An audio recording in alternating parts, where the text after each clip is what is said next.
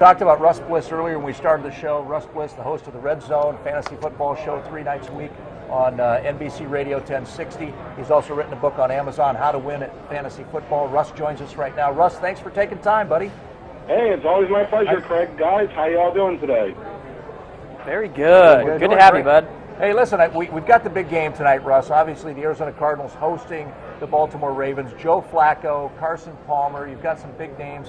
What's your take on tonight's game?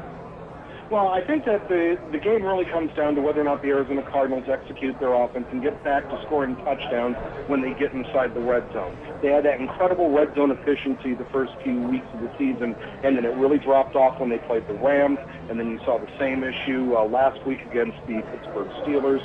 So I really think it comes down to the red zone efficiency, and I think that with coming home now back to University of Phoenix Stadium, that Bruce Arians will have them up for this. I think that the Baltimore Ravens, they've been a very giving pass defense from a fantasy angle. Carson Palmer, Larry Fitzgerald, John Brown providing those hamstrings hold up and he's able to play. If not, Michael Floyd, all going to have very good games tonight. Hey, Russ, how about Joe Flacco? I mean, we're going to see him for the first time ever at University of Phoenix Stadium. What do you think of him? Is he still a quality quarterback? Joe Flacco's a quality quarterback. You know, he's one of those guys that's a better NFL quarterback than he is an actual fantasy football quarterback. So far on the year, he's got 1,605 passing yards, 8 touchdowns, 7 interceptions. He's not much of a running threat, but surprisingly, he's got 2 rushing touchdowns, despite only having 4 total yards rushing on the season. Joe Flacco's one of those guys that's an efficient game manager. Luckily, he's got one great weapon in Steve Smith. He's got an underrated weapon in tight end Crockett Gilmore. But outside of that, he struggles to have other weapons around him other than Justin Forsett, who started off really slow on the season but has picked it up in recent weeks. Okay, so how about the running game tonight, Russ, for both of these teams? How important is that? It's very important for the Arizona Cardinals. As you guys were talking about just a few minutes ago, balance is a key word for the Arizona Cardinals offensively. They have to have a rushing attack that is consistently getting the football. Chris Johnson has shown us that he's fully capable of getting 4, 5, 6 yards a pop when he gets into a groove running the football. Let's go ahead and feed Chris Johnson. Let's have more balance with it. Let's not have Carson Palmer throwing the football 45 times or more in this game. And the Cardinals ought to be able to control the clock with their superior running game and also a superior passing game. And it seems like, Russ, that, you know, the Cardinals could compete just with the passing game they have. As we mentioned, they've got 3, 4, 5 receivers that are involved regularly. But this isn't a subpar running game either. They've got some big names back there, and that'll probably play a role tonight, would you say? Oh, yeah, definitely. You know, you get Chris Johnson involved, you get David Johnson involved. You know, one of the things that stood out to me is that despite Andre Ellington supposedly now being totally healthy, he was out-snapped last week by David Johnson, something like 23 offensive plays to only 9 offensive plays, I think it was, for Andre Ellington. I think the Cardinals are being smart and not trying to overwork Andre Ellington. We've seen what happens when Andre Ellington gets overworked. He has a tendency to get nicked up. But you've got 3 dynamic running backs that all bring something a little different to the table, and I really think that the Cardinals need to use all 3 running backs in that rotation. You know, Chris Johnson as your solid guide between the 20s and at the goal line. David Johnson has a nice change of pace. Andre Ellington has another nice change of pace, depending as to what type of package you want to throw out there. The Cardinals have got the ability to really attack Baltimore in a variety of ways, both on the ground and through the air. Hey, Russ, you mentioned earlier J.J. Nelson. Looks like he's going to be back tonight against Baltimore. What do you think about him for tonight, and could he be a sleeper for the rest of the season? He's speedy, can make some big catches. I'm sorry, who was the player you asked about? J.J. Nelson, the Cards rookie wide receiver. Oh, yeah, J.J. Nelson coming back to the Arizona Cardinals. You know, Nelson is kind of pegged, though, right now in that wide receiver 4, wide receiver 5 spot. Unless something is wrong with John Brown's hamstrings, I don't think we're going to see a lot of J.J. Nelson because him and Jerron Brown seem to split a lot of that wide receiver 4 time for the Cardinals when they go to those 4 wide receiver sets. So it's a nice dynamic to have back there because J.J. Nelson, of course, explosive speed, great playmaking ability, but a little bit raw. I think we've seen it with his nerves on some of those miscommunications, the drop passes, the drop balls, the fumbles. So I think that J.J. Nelson not going to play that much of a role, at least not immediately. But as we get further along in the season and he gets more comfortable and more confident in himself, that's when you're going to start seeing him being snuck into those slot situations as the fourth wide receiver, because I think he's more dynamic than Jerron Brown. Hey, Russ, let me ask you a quick question. We've been talking to the Cardinal players this last week, and they said, hey, listen, the Ravens are not a 1-5 team. They play much better than that. What's your take on the Ravens and sitting at 1-5? Well, you look at the 5 losses the Ravens have had, they've all been by less than 6 points. They lost by 6 to Denver. They lose by 3 points, 4 points, 5 points. That's pretty much it. They're keeping games close. They're just not finishing games. They've had leads in these games, and they just haven't finished them. It's not something that we expect to see out of a Harbaugh-led team in recent years, but it's something that they will get corrected sooner or later. The question is, are they going to get it corrected this week against the Arizona Cardinals? I personally don't think so, but they're on the right track. This is a much better team than 1-5. Okay, Russ, we've been arguing about who the best quarterback is in the league right now. Let's talk some fantasy. Who's the best quarterback in your opinion right now? Best quarterback in the league is Tom Brady, and it's hands down, it's not even close. You look at the amount of fantasy points that Tom Brady puts up on average. In your typical scoring league, he puts up over 30. He's the only fantasy quarterback averaging over 30 fantasy points per game. He's got 2,000. He's almost got 2,100 yards in 6 games. He's got 16 touchdowns. He's thrown 1 interception so far this season. That's fewest in the NFL amongst all active starting quarterbacks that have started more than 3 games. Tom Brady is definitely, hands down, #1 fantasy quarterback. Big question for you, Russ. How many leagues are you in, and how are you doing? I'm in 5 leagues. I've actually cut it down. When I stopped doing fantasy football and radio full time, I cut it down to only 3 leagues last year. I went back up to 5 because 3 leagues just wasn't enough. And now I'm 4. I'm doing well in most of my leagues. I'm 4-3 or 4-2 in a couple of leagues. I'm hoping to move to 5-2 after this week. A lot depends on tonight's game. I've got a really good scoring game going on with an opponent who I lead by 15 points. He has Carson Palmer. I have Larry Fitzgerald and the Cardinals defense going tonight. So I'm hoping that I can pull out the victory there, because when Palmer throws, hopefully it's to Fitz. Hey, Russ, give me some running back or wide receiver waiver wire picks. You know, you're just injury depleted, your fantasy team. You don't have a lot of good tailbacks or wide receivers. Who are some guys that are available on a lot of waiver wires right now?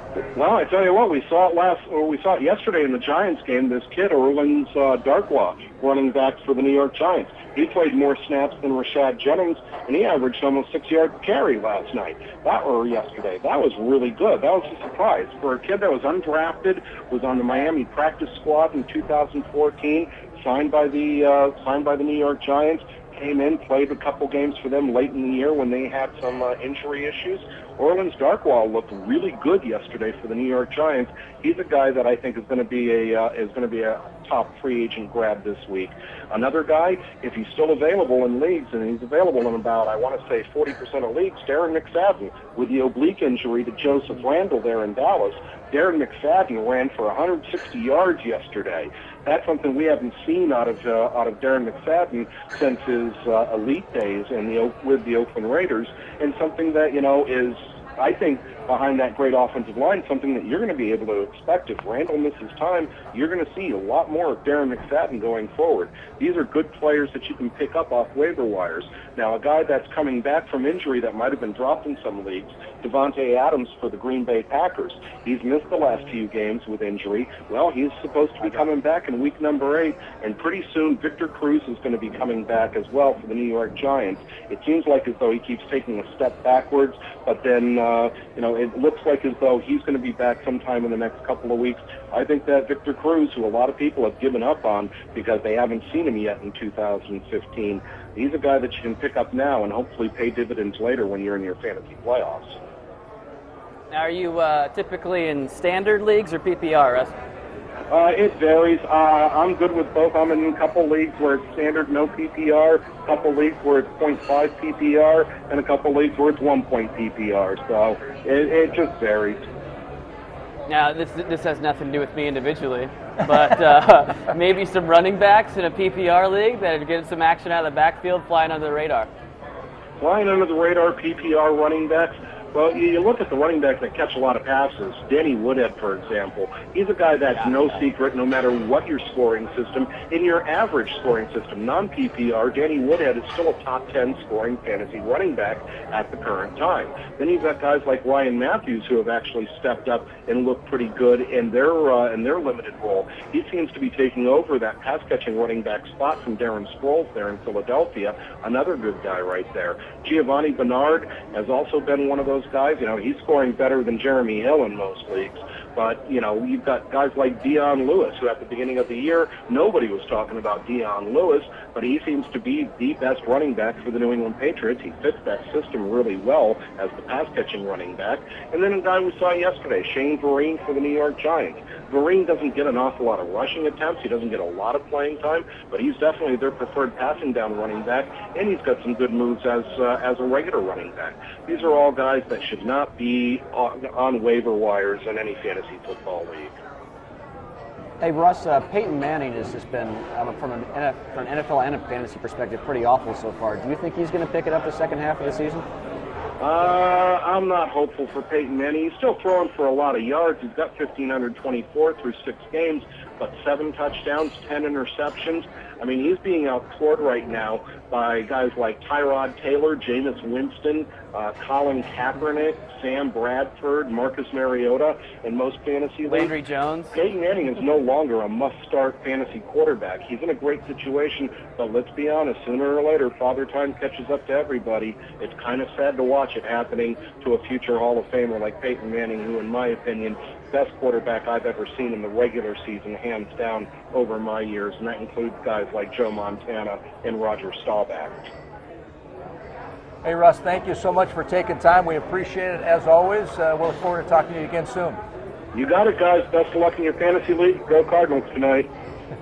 Yep, thank you. He's Russ very West helpful, us man. right there. Absolutely. So You're helpful. You're pulling it all in. Yeah, I'm taking notes over here. You're on Amazon over there ordering How to Win It Fantasy Football by Russ Bliss. I don't know. Are you guys the same way where I feel like, okay, my strategy this year was a lot different than years past in fantasy, where, maybe the rankings say I should take, like Matthews, he's always up there. Vereen, I just refrain from choosing the guys I just don't like. I'll skip maybe 10 you're down. Emotional. Yeah, skip maybe 10 down. Who's supposed to be much less, talented, and just like them. I just like it. So I think after years of fantasy, you kind of just go with the guys are proven. Yeah. You know what I like to do is a lot of times I like to pick the guys I don't like just because if they happen to do well, at least I benefit from it. Like guys I can't stand, like from teams I can't, like Russell Wilson or something like that. I mean, nothing against Russell Wilson personally, but I can't stand the Seahawks. Hey, if Wilson or Marshawn, if they happen to do well, at least I get some benefit from it. That's the way I tend to. Really? It's a different strategy. Okay. Remember, this is all about you guys. If you're watching right now on your mobile, if you're watching on the laptop or the computer, 602-685-3017 is our phone number. Hashtag ABC15Cards. We're following social media. We'll see you make any comments there. So we're talking about Monday Night Football. The Arizona Cardinals hosting the Baltimore Ravens tonight out at University of Phoenix Stadium in Glendale. An exciting night for Monday night. And guys, I can't think of anything better than to just have the Cardinals 3 primetime games this year, but the first one here on Monday night. Yep. First time they've ever faced each other on the primetime level. But, I mean, this is one where it's not the Baltimore defense, of course, we're used to seeing in years past. Right. They've given up 27 points per game. That's an average. I mean, this is not the days of old where it's Ed Reed and Ray Lewis. This is a deflated Baltimore Ravens defense and this is one of the strongest Cardinals offenses we've seen in years past. So I don't know about you guys, but I'm predicting a pretty easy, not I won't say easy, but lopsided victory. Are you? Yeah. I think it's going to be close. I just think the Ravens are scratching and clawing for anything they can get right now. They're desperate. And anytime you back a team in a desperation corner, it scares me a little bit. I will say, though, speaking of fantasy, there's a reason why just about everyone at ESPN picked Carson Palmer as the #1 fantasy quarterback this week. I'm looking over a stat from ESPN's Jamison Hensley. Carson Palmer is going up against the 27th ranked passing defense in the Baltimore Ravens. Or 20. I should be more specific. 27th against the pass, and they've yielded an NFL high 15 completions of at least 20 yards. Palmer has thrown 11 passes of 20-plus yards, the third most in the NFL. So again, the Ravens secondary is ripe to be burned for a deep ball or two, and that's why I'm excited that J.J. Nelson. I know I keep talking about him. If he can come back on the field for a few plays, he can make one big 40 or 50-yard catch. Hopefully, John Brown's ready to go. I don't see how Brown and Fitzgerald and Floyd, or at least two of those guys, don't have big games tonight. I take you back to what I started with. That's Carson Palmer's 400-yard passing games, and that's what scares me. Oh, you want that balance for sure. You have to have the balance because you can't. And yes, I think you're right, and everybody at ESPN is right. Carson Palmer against this Ravens secondary, that defense, he could have a field day tonight.